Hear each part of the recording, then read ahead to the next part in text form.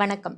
வாசகசாலையின் நூல் அறிமுகம் பகுதியில் இன்றைக்கு நாம் பார்க்கக்கூடிய புத்தகம் தழல். இதை கிருஷ்ணமூர்த்தி அவர்கள் எழுதியிருக்காரு. 2024 யாவரும் பதிப்பகம் வெளியிட்டிருக்காங்க. இந்த தழலுடைய அட்டைப்படம் பார்த்தோன்னா கொன்றை மலர்களால் அலங்கரிக்கப்பட்டதாக இருக்குது. அது ரொம்ப கவரக்கூடிய விதத்தில் அந்த கொன்றை மலர்கள் இடம்பெற்றிருக்கு. இந்த அட்டைப்படத்துக்கும் கதைக்கும் ஏதாவது சம்பந்தம் இருக்கா அப்படின்னா, கதையிலையும் கொன்றை மலர்கள் இடம்பெற்றிருக்கு. இப்போது இந்த கதையில் ஒரு கல்யாணத்துலேருந்து ஆரம்பிக்குது. இந்த கதைக்கு போகிறதுக்கு முன்னாடி நம்ம தழல்னால் என்னன்னு பார்ப்போம். நம்ம எல்லாருக்குமே தழல்னால் என்ன தெரியும் அப்படின்னு சொன்னால், அக்னி குஞ்சொன்று கண்டேன், அதை ஆங்கோர் காட்டிடை பொந்திடை வைத்தேன், வெந்து தணிந்தது காடு, தழல் வீரத்தில் குஞ்சென்றும் மூப்பென்றும் உண்டோ. இது பாரதியாரோட பாட்டு. இது நம்ம எல்லாருக்கும் தெரியும். அப்போ தழல்னால் வெறும் நெருப்பு மட்டுமா அப்படின்னு சொன்னால், தழலுக்கான பல அர்த்தங்கள் இருக்குது. அதில் ஒன்று, தழல் அப்படிங்கிறது ஒரு வாத்தியம். அந்த வாத்தியத்தை காதலன் காதலிக்கு கொடுக்கறது, அதை வளைத்து வாசிக்கக்கூடியது அப்படிங்கிற ஒரு பொருள் இருக்குது. அதோட கூட நஞ்சு, கொடுவேலி இப்படிங்கிற அர்த்தங்களும், அதோட கூட உணர்ச்சி வசப்பட்டு பேசும்போது சொல்கிறத வந்து தழுதழுத்தல்னு சொல்கிறோம், அதையும் குறிக்கக்கூடியது. அதோட கார்த்திகை நட்சத்திரம், கவன் இப்படியான அர்த்தங்களும் அந்த தழலுங்கிற வார்த்தைக்கு உண்டு. இந்த அர்த்தங்களில் ஆசிரியர் என்ன அர்த்தத்தை மனசில் நினச்சிக்கிட்டு இதை கொண்டு வந்திருக்காரு அப்படிங்கிறது தெரியல. ஆனால் இந்த கதையை படிக்கும்போது இந்த அத்தனை வார்த்தைகளும் அந்த கதைக்கு பொருத்தமானதாக தான், அந்த தழலுங்கிற வார்த்தைக்கு உண்டான அர்த்தங்களை கொண்டதாக தான் இந்த கதை அமைஞ்சிருக்கு. இந்த கதையில் நான் முதல்ல சொன்ன மாதிரி மார்ட்டின் அப்படிங்கிறவனுக்கும் சோஃபி அப்படிங்கிறவங்களுக்கும், சோஃபியாவுக்கும் கல்யாணம் ஆகிறது அப்படிங்கிறது தான் தொடக்கமாக வருது. அதுக்கப்புறமா அந்த 2 பேரும் எப்படியான பின்புலத்துலேருந்து வந்தவங்க அப்படிங்கிறத சொல்லிட்டு அவங்களோட வாழ்க்கை அப்படிங்கிறது ஆரம்பமாகுது.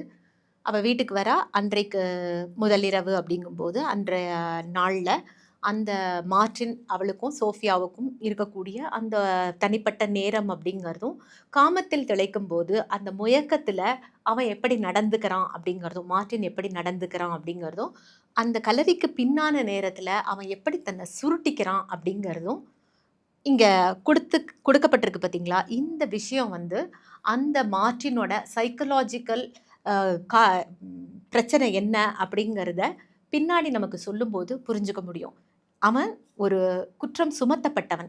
குற்றம் செய்யாமலே குற்றத்துக்கான தண்டனையை அல்லது அந்த பழியை சுமந்து திரிபவன் அப்படிங்கிறதும், அதுக்கான காரணம் என்ன, அந்த குற்றம் என்ன, எந்த விதத்தில் அவன் பாதிக்கப்பட்டான், எந்த வயதில் பாதிக்கப்பட்டான் அப்படிங்கிறதெல்லாம் வந்து முதன்மையான இடத்துல இருக்குது.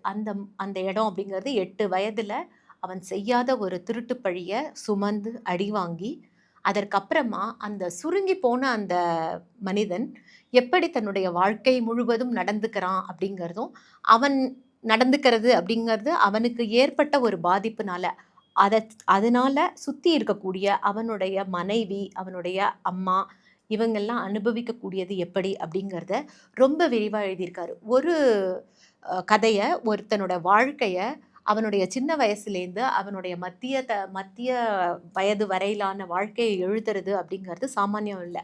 ஒவ்வொரு இடத்துலையும் இந்த மார்ட்டினோட வாழ்க்கையில் ஆசிரியர் ஒரு நாளும் அதை நாட்குறிப்பு எழுதின மாதிரி அத்தனையுமே வந்து நமக்கு விவரிச்சிருப்பார். இதில் இந்த கதையில் சோஃபியா இருக்காங்க இல்லையா, அவங்களோட அந்த கதாபாத்திரம் தான் என்னை ரொம்ப கவர்ந்த பாத்திரம் அப்படின்னு சொல்லணும்.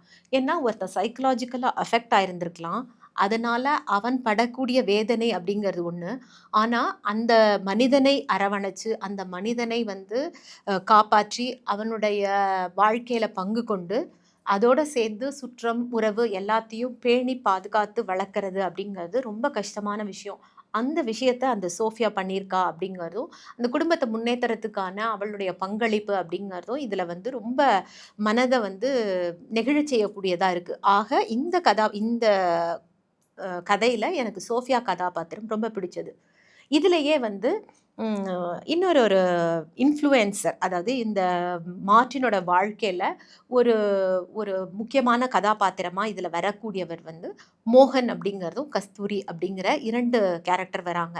அந்த மோகன், கஸ்தூரி அப்படிங்கிறவங்க வந்து, மோகன் வந்து காந்தியவாதியாக இருப்பார். இந்த பெயர் அப்படிங்கிறது கொடுக்கப்பட்டிருக்கிறது கூட காரண பெயரா இருக்குமோ அப்படிங்கிற மாதிரி. ஏன்னா மோகன் அப்படிங்கிறது மோகன்தாஸ் கரம்சந்த் காந்தியுடைய பெயருக்கான ஒரு பாதியும், அவங்களோட மனைவி பெயரை கஸ்தூரி அப்படின்னும் ஆத்தர் படைச்சிருக்காரு. அதாவது ஆசிரியர் அந்த கேரக்டருக்கான பெயரை வந்து பெயர் ஒற்றுமையோட வந்து படைச்சிருக்காரு அப்படின்னு சொல்லலாம்.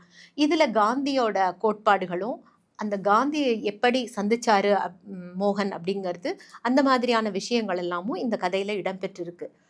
காந்தி சொல்லியிருக்காரு, மன்னிக்கிறது அப்படிங்கிறது பலம் உள்ளவர்களுக்கு மட்டும்தான் சாத்தியம். பலவீனமானவர்களுக்கு வந்து மன்னிக்கிறது அப்படிங்கிறது முடியவே முடியாது. அதாவது மன்னிக்கிறதுக்கான சக்தி அப்படிங்கிறது பலமுள்ளவர்களுக்கு மட்டும்தான் உண்டு அப்படின்னு சொல்லியிருக்காருன்னு. அப்படி பார்த்தோம்னா, இந்த கதையில வரக்கூடிய மார்ஜின் மன்னிப்பை அளிக்கக்கூடியவனா இருந்தானா அப்படின்னு சொன்னா, இல்ல. அவனால மன்னிக்க முடியல.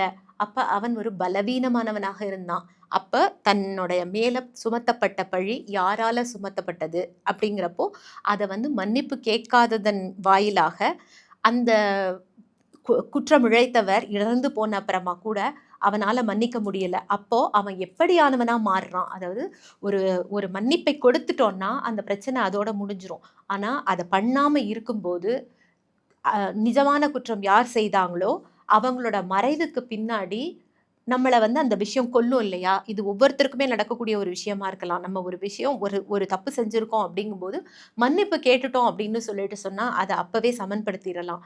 அந்த மன்னிப்ப கேட்காம, அப்படியே வச்சுட்டு இருக்கும்போது, ஒருவேளை அவங்க தவறிட்டாங்க அப்படின்னா, நம்மளால என்னைக்குமே அத செய்ய முடியாம போயிடும். அந்த ஒரு குற்ற உணர்ச்சி இருந்துகிட்டே இருக்கும்.